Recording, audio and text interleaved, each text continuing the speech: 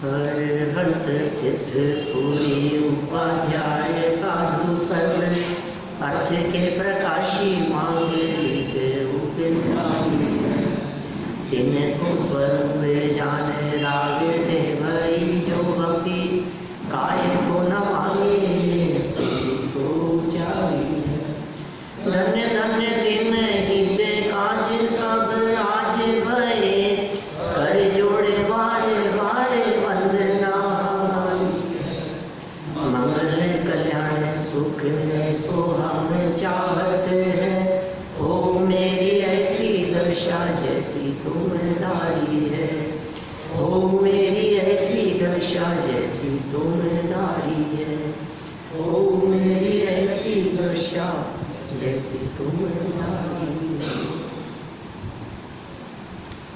क्षत्र चूड़ामणि नामक ग्रंथ के आधार से यहाँ अज्ञानी जीव और ज्ञानी जीवों की चर्चा कल अपनी यहाँ हुई है। रानी के द्वारा स्वप्न देखने की चर्चा हुई और स्वप्न का फल भी पूछा गया और अक्रम से राजा द्वारा जवाब दिया गया।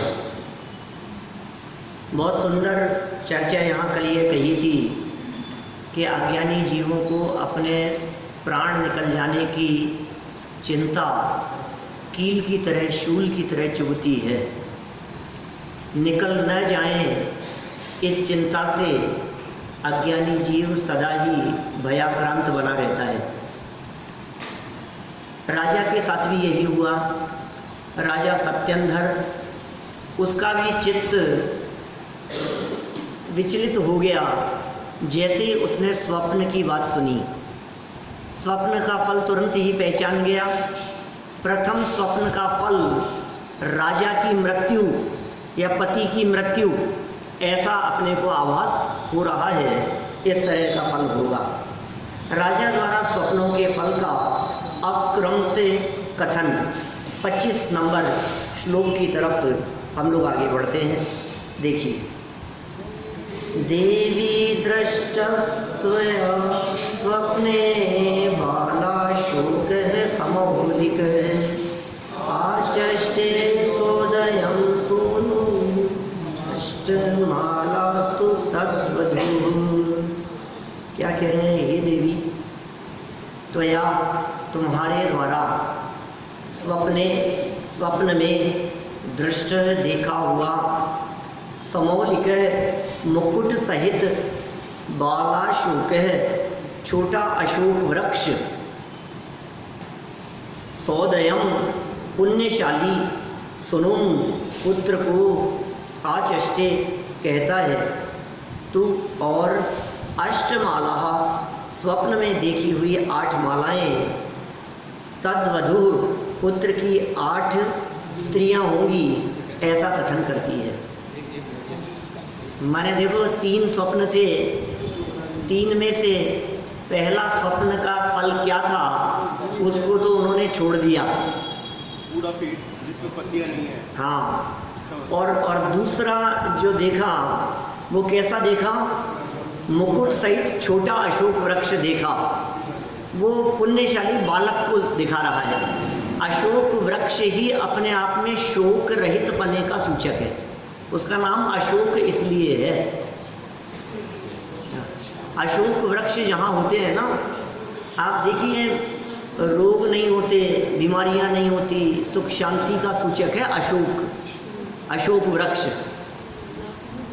तो ये अशोक वृक्ष देखा और छोटा देखा तो बहुत पुण्यशाली बालक होगा, ये पहले स्वप्न का अर्थ हुआ। और क्या देखा? अष्टमाला देखी। अष्टमाला, 8 मालाएं, बोले उसके गले में 8 कन्याएं वरमाला डालेंगी। अरे कैसे, किस प्रकार से अर्थ निकले हैं, ऐसा कथन करते हैं ये स्वप्न। सरल अर्थ देखिए नीचे। हे रानी, स्वप्नों का फल सुनो। आपने जो स्वप्न में मुकुट सहित छोटा पर मनोहर अशोक वृक्ष देखा है, उसके फल में आपको एक भाग्यशाली पुत्र रत्न की प्राप्ति होगी। ओहो। भाग्यशाली होगा, पुत्र रत्न होगा। एवं स्वप्न में जो 8 सुंदर और सुगंधित पुष्पमालाएं देखी है, उसके फल स्वरूप आपका भाग्यशाली पुत्र 8 सुंदर और सुशील कन्याओं का स्वामी होगा। 8 कन्याओं का स्वामी होगा। विशेषार्थ देखिए, पेज नंबर 12 पर चित्र है, 52 पेज नंबर 52 पर। हाँ, वो जो चित्र दिया है वो स्वप्न दिख रहे हैं। पहले का मतलब मैंने पहला जो स्वप्न दिख रहा है, सोती हुई विजया रानी, 52 नंबर पेज पर चित्र दिखा रखा है। सोती हुई रानी दिखाई दे रही है।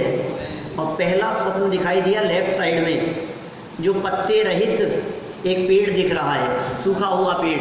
सतंदर का अंत होने वाला है। हाँ, ये पेड़ तो सूखा हुआ है, और इस पेड़ का एक छोटा पेड़ वो हरा भरा, तो माने बड़ा जो है वो तो सूख जाएगा, वो तो नष्ट हो जाएगा, और छोटा जो है वो बहुत भाग्यशाली, अत्यंत सुंदर होगा।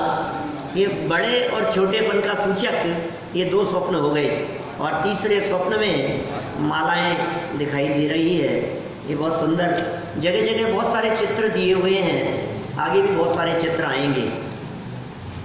देखिए आगे, रानी ने जो 3 स्वप्न देखे थे, उनमें प्रथम स्वप्न का फल अनिष्ट कारक जानकर राजा ने क्रम भंग कर अगले 2 स्वप्नों का फल तो रानी को स्पष्ट रूप से समझा दिया, परंतु प्रथम स्वप्न का फल जानबूझकर नहीं बताया।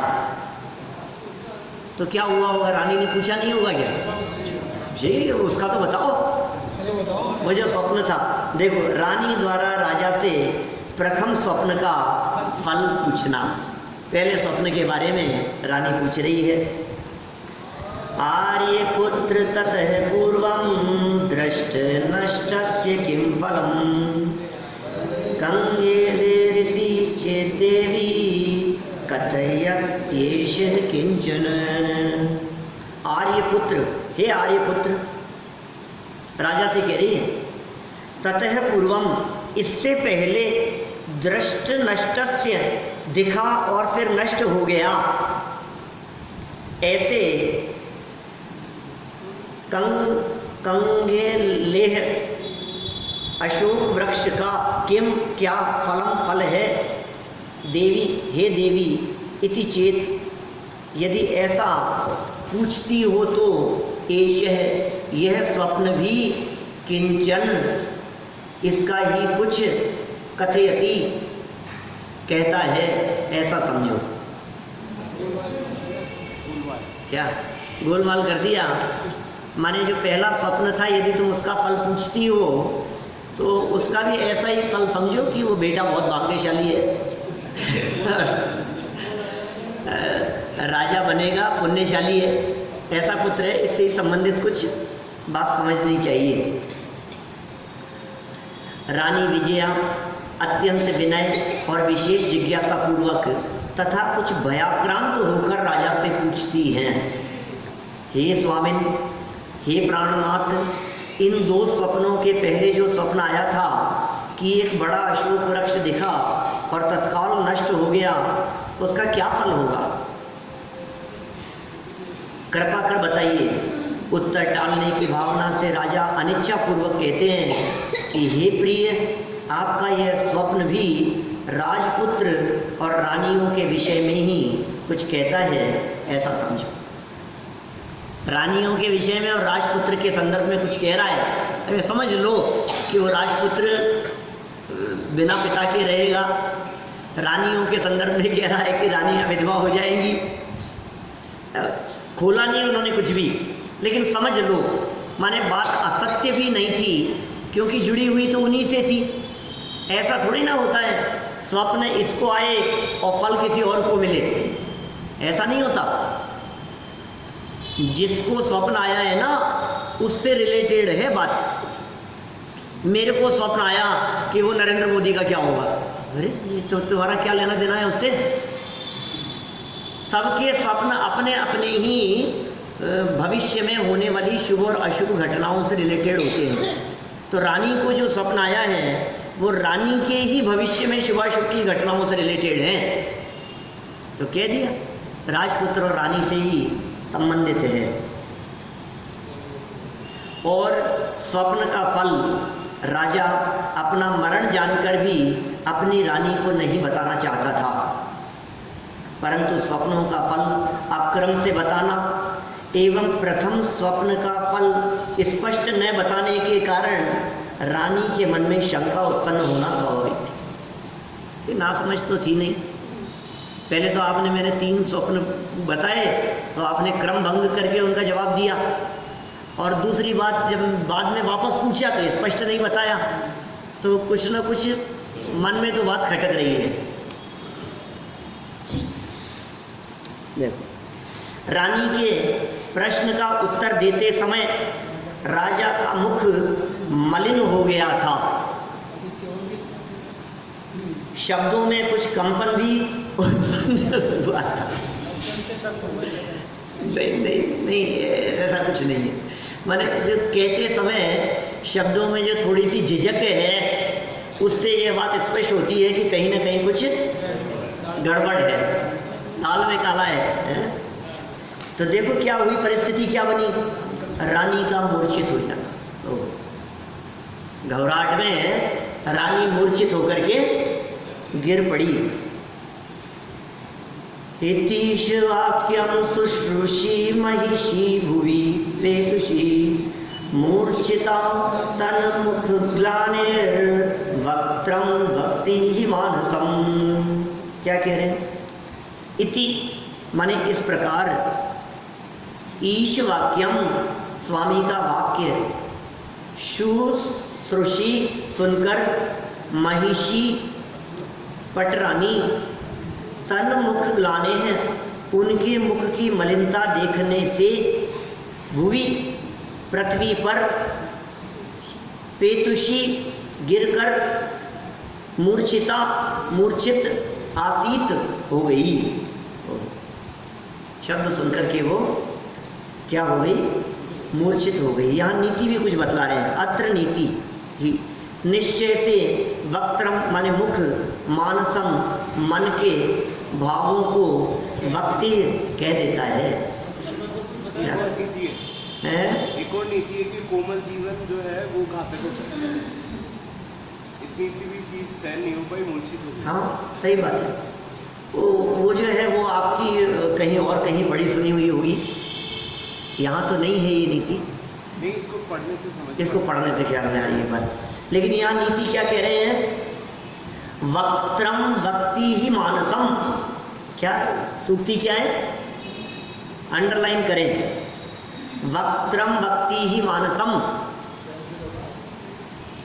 Face is the index of mind, heart, दिल और मन का दर्पण है चेहरा।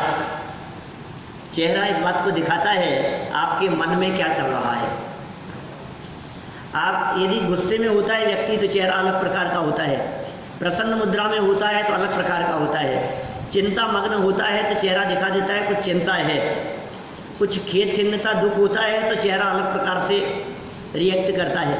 माने चेहरे से इस बात का पता लग जाता है कि अंदर में क्या चल रहा है। वक्त्रम वक्ति ही मानसम, ये कैसे जो सूक्तियाँ बनी हैं ये सब कितने हजार साल पहले लिख दिए। वादीप सिंह सूरी ने 1000 साल पहले ये नीतियाँ बतला दी है। ये सच्चाई है। कोई व्यक्ति कितना भी छिपाने का प्रयास करे लेकिन दिल के भाव चेहरे पर आ ही जाते हैं। आंखें बोल देती है, चेहरा बोल देता है। देखिए सरलार्थ, इस प्रकार राजा के वचन सुनकर रानी विजया राजा के मुख की मलिनता देख भयाक्रांत हो मूर्छित होती हुई पृथ्वी पर गिर पड़ी। यह सच है कि मुख की आकृति मन के भावों को प्रकट कर देती है। मुख की आकृति मन के भावों को प्रकट कर देती है। देखो, अशुभ की आशंका मात्र से, अभी कोई अशुभ होगा ये सुना नहीं है, कोई अशुभ घटना घटेगी इस बात का रानी को पता भी नहीं है, लेकिन कुछ ऐसा आभास मात्र हो रहा है, इतने मात्र से भयाक्रांत होकर मूर्छित हो गई। ये जगत के जीवों का स्वरूप है इसी प्रकार का। जब कभी ये ज्योतिषी को जाकर के हाथ दिखाते हैं तो ये अच्छी बात सुनना चाहते हैं क्या? ये इसलिए नहीं हाथ दिखा रहे हैं उसको जाकर के कि कुछ खराब बतला दो।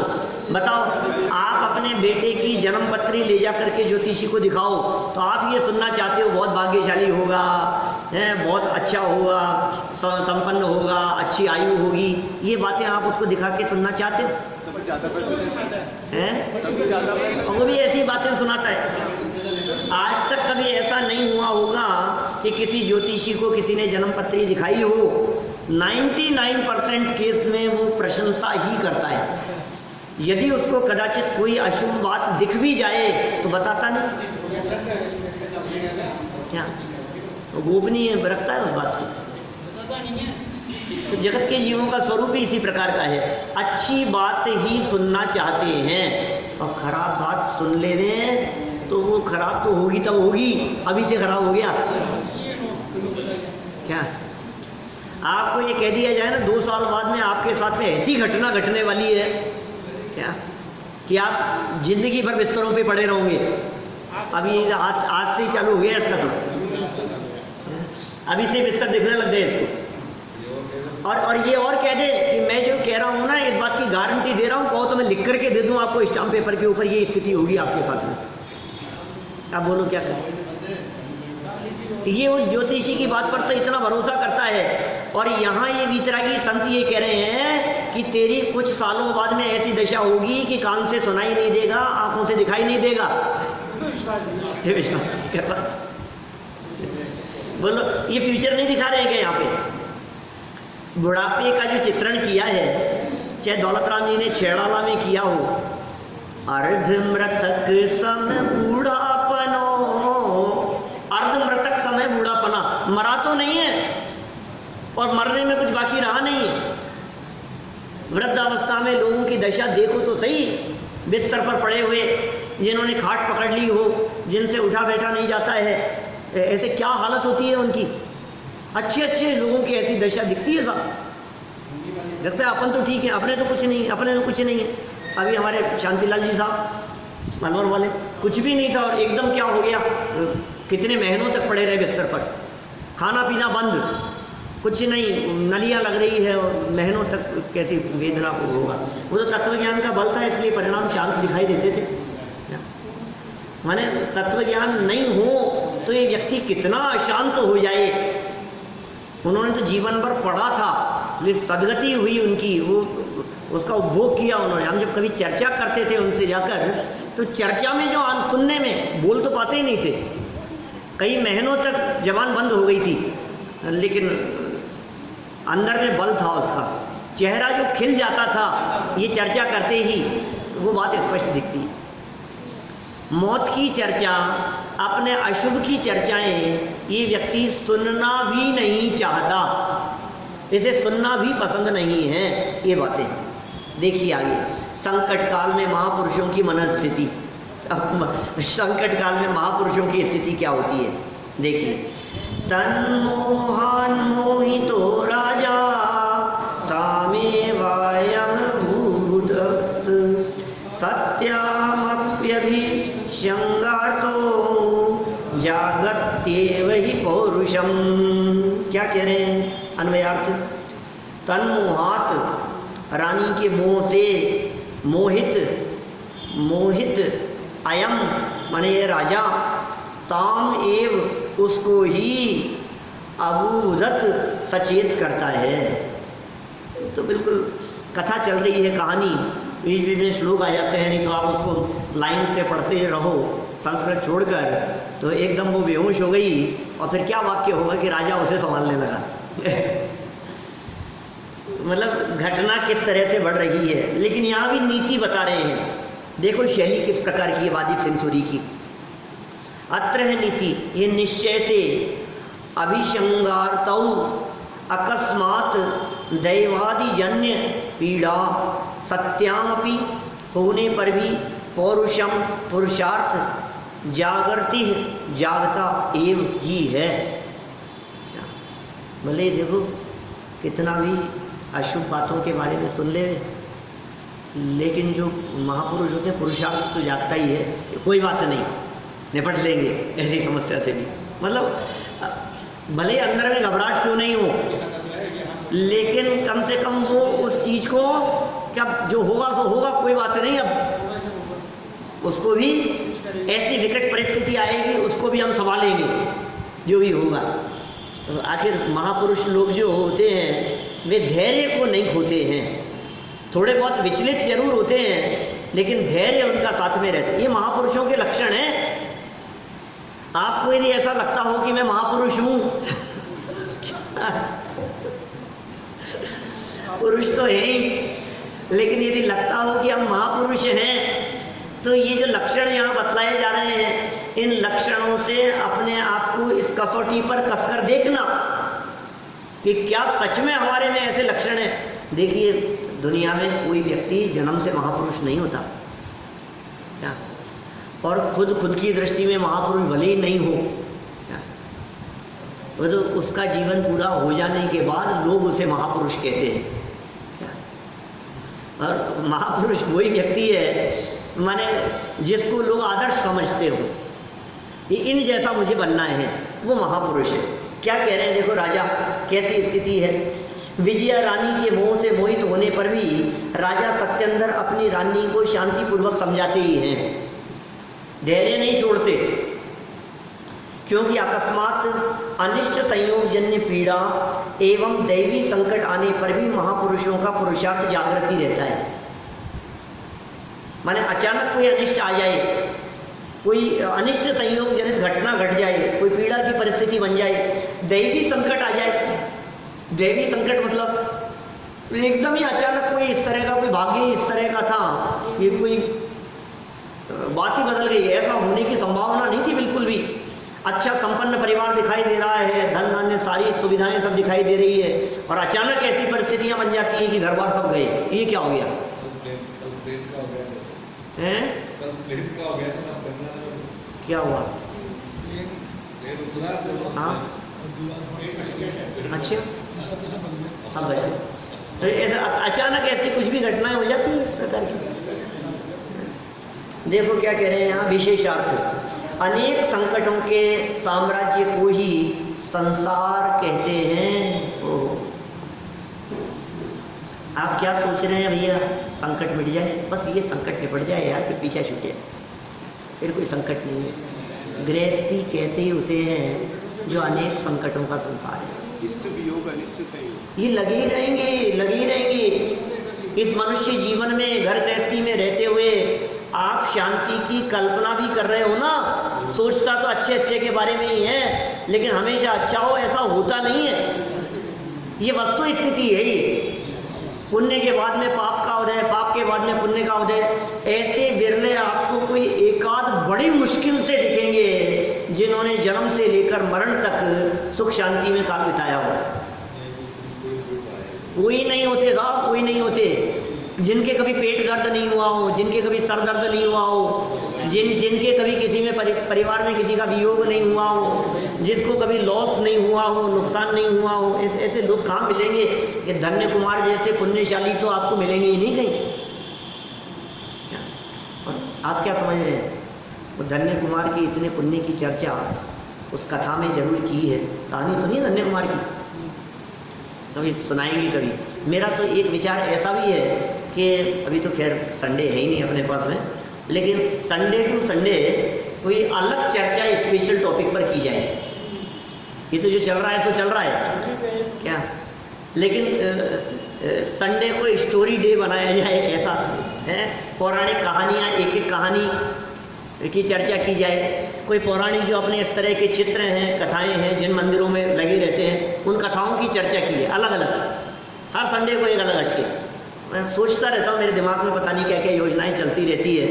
अब ये कितना क्या हो पाता है तो भगवान के ज्ञान में झलक रहा है, लेकिन ऐसा विचार आता है कि कभी संसार वृक्ष की चर्चा करो, बच्चे बैठे हैं, चित्र सामने हो, उसके बारे में समझाओ। कभी षटलेश्या के चित्र के बारे में समझाओ, कभी कोई ऐसी पौराणिक कहानियाँ प्रसंग लेकर के। अब ये तो चलेगी अपनी लंबी, ये तो साल भर की हो गई अपनी व्यवस्था, छत्र चूड़ामणि की। लेकिन संडे टू संडे कोई नया टेस्ट, कहीं नए नए सिद्धांतों की चर्चा भी हो सकती है। कोई एक टॉपिक ले लिया और उस टॉपिक के बारे में भाई ये इतना खत्म, तो संडे की पाठशाला नाम दिया जा सकता है उसको अलग से, और वो योजना बाहर भी की जा सकती है ऐसा। वे एक कथा की चर्चा होगी वहाँ सिर्फ। चलो क्या कह रहे हैं यहाँ पर, अनेक संकटों के साम्राज्य को ही क्या कहते हैं, संसार कहते हैं। आप संसार में हो या नहीं ये बताओ, कि साहब हम तो संसार में ही हैं। तो ऐसा होगा नहीं कि कोई व्यक्ति आपको अपशब्द नहीं कहे, ऐसा होगा नहीं कि कोई व्यक्ति आपकी निंदा नहीं करे, ऐसा होगा नहीं कि किसी व्यक्ति के हृदय में आपके प्रति विरोध भाव नहीं हो, ऐसा नहीं हो सकता है कि दुनिया में सारे लोग आपको पसंद करने वाले ही हों, बहुत से लोग नापसंद करने वाले भी होंगे, क्योंकि ये संसार का स्वरूप है। अनुकूलताएं, प्रतिकूलताएं, सुभग दुर्भग कर्म प्रकृतियों के उदय, ये ऐसी परिस्थितियां इस संसार दशा में बनी ही रहती हैं। कभी घुटनों का दर्द होगा, कभी पेट की प्रॉब्लम होगी, कभी हार्ट की हो जाएगी तो कभी डायबिटीज की होगी, कभी दांत दर्द करेगा तो कभी आंखें जलेंगी, ये चलेगा ऐसा। कभी सर्वेंट नहीं आएगा क्या, तो कभी आकर के भी नहीं सुनेगा, कभी आपकी इच्छा के अनुसार नहीं चलेगा, कभी बच्चे सामने जवाब दे देंगे तो कभी आपकी आज्ञा के अनुसार चलते हुए दिखाई देंगे। सब बनती है इस प्रकार की परिस्थितियाँ। कभी अच्छा काम करते करते काम बिगड़ जाएगा, कभी अच्छी सब्जी बनाते बनाते खराब हो जाएगी, कभी रोटी जल जाएगी, कभी दूध उफंड जाएगा, कभी गाड़ी टकरा जाएगी, कभी खड़ी गाड़ी की कोई टक्कर मार के चला जाएगा, कभी बिल ज़्यादा आ जाएगा। ये तो चलते रहेंगे, संसार दशा है, ये जंजाल क्यों नहीं चलेंगे। ये संसार दशा में इस प्रकार की परिस्थितियां नहीं बनेंगी तो फिर कहाँ जाकर के बनेगी, मोक्ष में थोड़ी ना होगी ये सारी परिस्थितियां, या मुनि हो जाने के बाद में थोड़ी ना होगी ऐसी परिस्थितियां। ये तो सब संसार कहते हैं उसे, ये संसार की सुंदर परिभाषा है। बोलो ऐसी परिभाषाएं कितनी सुंदर लगती है। अनेक संकटों के साम्राज्य को ही संसार कहते हैं। ये वादीप सिंह सूरी जैसे आचार्य कह सकते, संसार किसे कहते हैं बोलो कौन जाने इस परिभाषा, संसार किसे कहते हैं। लोग तो शादी करने को भी कहते हैं कि संसार बसा लिया, संसार बसा लिया ना। अब सुनो संसार किसे कहते हैं तुमने संसार बसाया है, ये संसार किसे कहते हैं, संकटों का साम्राज्य। विपत्ति के काल में भी सहज और शांत रहना ही महापुरुषों का लक्षण है। लक्षण किसे कहते हैं, जो पहचान का चिन्ह हो उसे लक्षण कहते हैं। क्या अनेक मिली हुई वस्तुओं में से एक वस्तु को भिन्न छांट लेने वाले को लक्षण कहते हैं। व्यावृत्ति हेतु लक्षणम, लक्षण का लक्षण क्या है। लक्षणावास पढ़े थे है ना, क्या थे लक्षणावास, द्रव्य का परिचय करें। क्या थे लक्षणावास, अव्याप्ति, अतिव्याप्ति, असंभव। कोई जो लक्षण हमने बनाया है उसमें 3 तरह के दोष होने की संभावना है। या तो अव्याप्ति दोष होगा, या अतिव्याप्ति दोष होगा, या असंभव दोष होगा। मुझे मालूम है आप लोगों के चेहरे दिखा रहे हैं कि दिमाग के ऊपर, फिर भी शब्द तो याद आए होंगे, कुछ तो सुने हुए शब्द तो लग रहे हैं। अव्याप्ति, अतिव्याप्ति, असंभव, ये लक्षण में नहीं होने चाहिए। लक्षण किसे कहते हैं, जिससे किसी व्यक्ति को, किसी वस्तु को पहचाना जाए, वो है लक्षण। 2 तरह के लक्षण होते। अब ये कौन से हुए, आत्मभूत और अनात्मभूत। क्या इसलिए वो जो सीरीज चली ना अपना 90 डेज का कोर्स, क्या 90 दिन का जो कोर्स था, 3 महीने का कोर्स, वो करना चाहिए बार-बार, साल में 1-2 बार तो उसको रिपीट करना चाहिए। और 1-2 बार उसको रिपीट कर लिया ना तो फिर सारे सिद्धांत, जो टेक्निकल लैंग्वेज है अपने शास्त्रों की, वो सब क्लियर हो जाएगी सारी।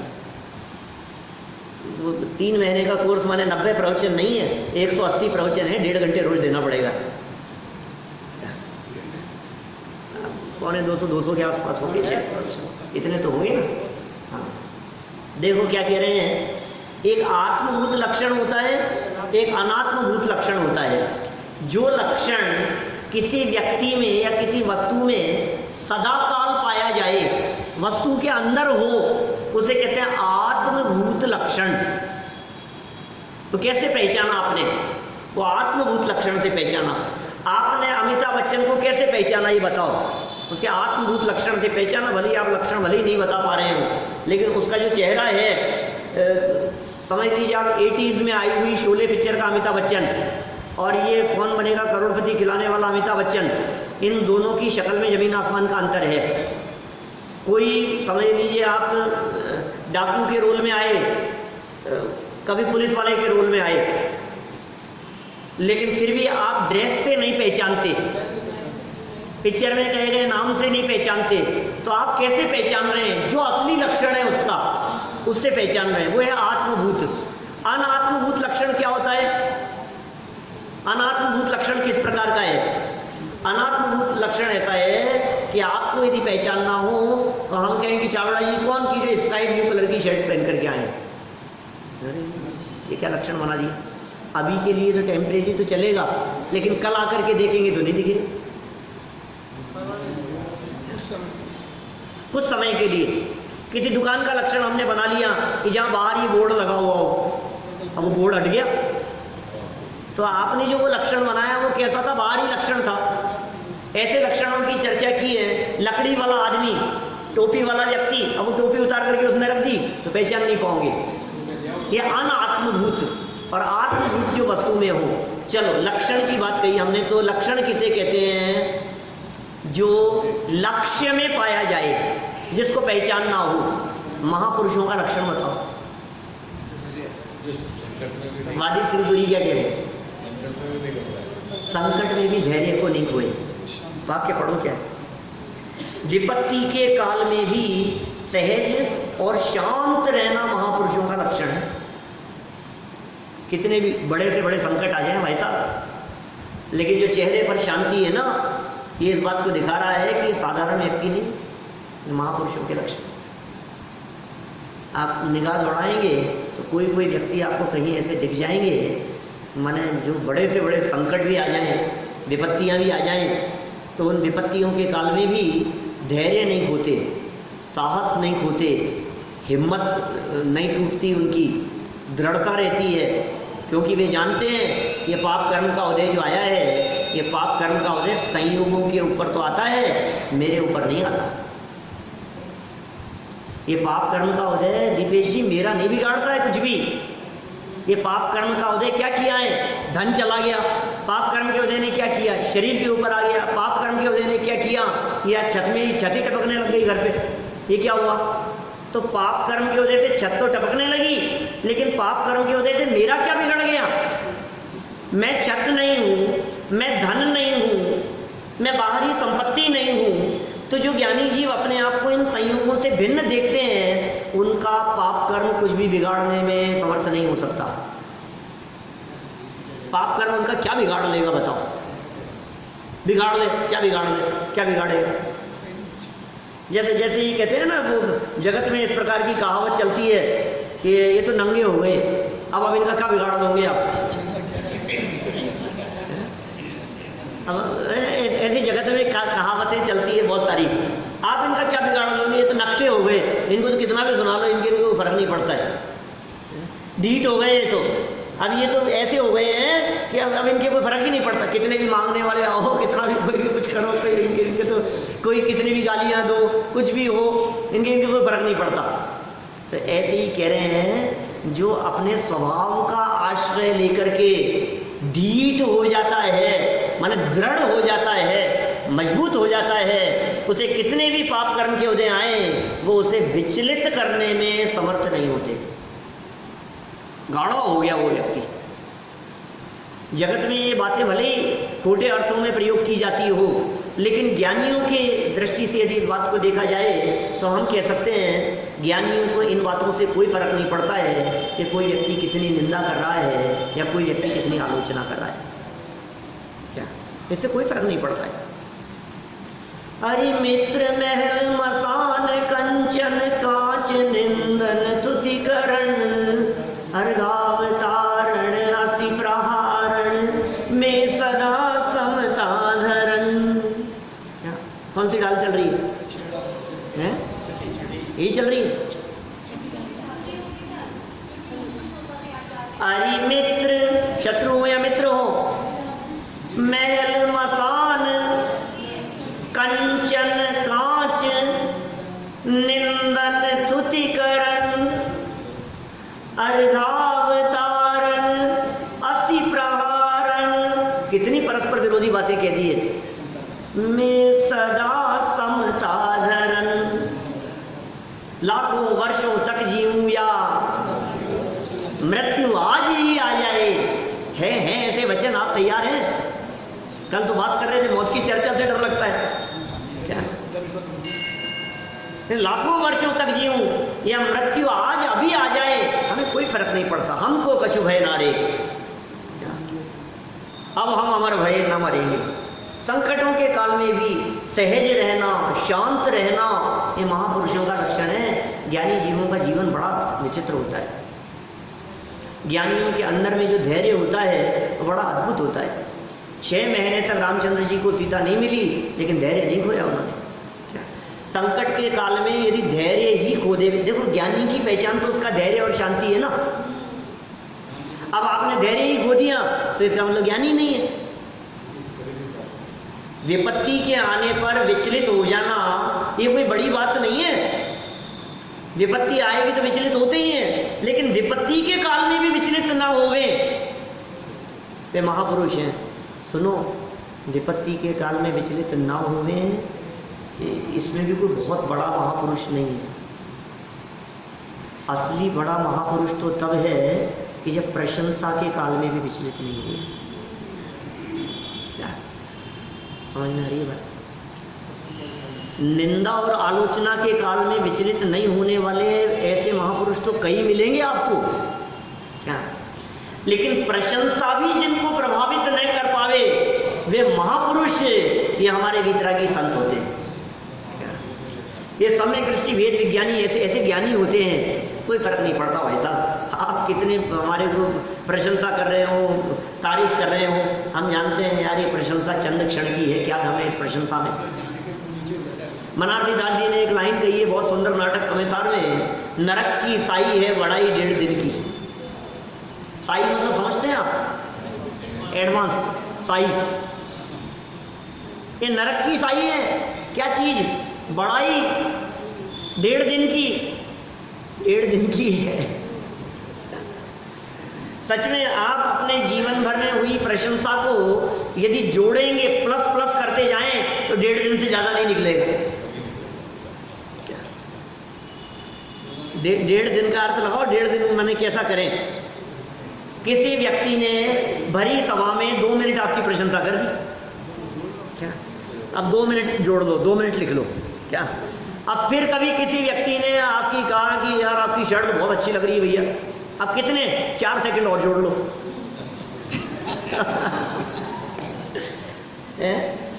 फिर किसी व्यक्ति ने कहा कि यार आप तो बहुत सरल हो, ये 2-4 सेकंड और जोड़ लो। अब पूरी जिंदगी में जितनी प्रशंसा आपकी हुई है, क्या उस पूरी प्रशंसा को जोड़ो 36 घंटा, तो 36 घंटे से ज्यादा नहीं निकले। ये 1.5 दिन की बढ़ाई है। अब इस 1.5 दिन की बढ़ाई में पूरी जिंदगी की बढ़ाई की बात चल रही है, उसको तो छोड़ो, ये पूरी जिंदगी की बढ़ाई नहीं, ये तो 4 शब्द किसी व्यक्ति ने कहे तो उसमें ऐसा बावला हो जाता है, क्या 4 शब्द सुनकर के इतना पागल हो जाता है कि उसको पता नहीं कितने लंबे समय तक घुमाए रखता है, दिमाग में घुमाता रहता है। मेरी प्रशंसा हुई, मेरी प्रशंसा लेकर के घूम रहा है। नरक की साई है बढ़ाई 1.5 दिन की। हमारे वचन नहीं है, 400 साल पहले बनारसी दास जी ने लिखे। देखो महापुरुषों का जीवन, पुण्य का उदय विचलित नहीं कर पाए, प्रशंसा जिन्हें विचलित नहीं कर पाए, प्रशंसा को भी, क्योंकि जो प्रशंसा दूसरों के द्वारा की जा रही, जैसे देखो निंदा के काल को कैसे जीतते हैं। निंदा के काल को जीतने का क्या आधार है? कि जिसकी निंदा और आलोचना की जा रही है ये मैं नहीं हूं, क्या? कोई आपको गालियां देवे, तुम्हारा सत्यानाश हो जाए, तुम्हारा ये हो जाए, तुम्हारे घर बार बिक जाएं, रोड पर आ जाओ, कोई बात नहीं। हमारा क्या चला गया, हम क्या लेकर के आए थे जो हमारा चला जाएगा। ज्ञानी जी इस प्रकार विचार करते हैं। अब प्रशंसा के काल में लगाओ, किसी व्यक्ति ने आपकी प्रशंसा की कि भाई साहब हम दुआ देते हैं कि आपको पैसे की कमी नहीं रहे, तो भी सोचता है मेरा क्या बढ़ जाएगा। जब पैसे के चले जाने से मेरा कुछ घटता नहीं है, तो पैसे के आ जाने से मेरा कुछ बढ़ता भी तो नहीं है। संपत्ति बढ़ गई तो मुझ में क्या बढ़ गया।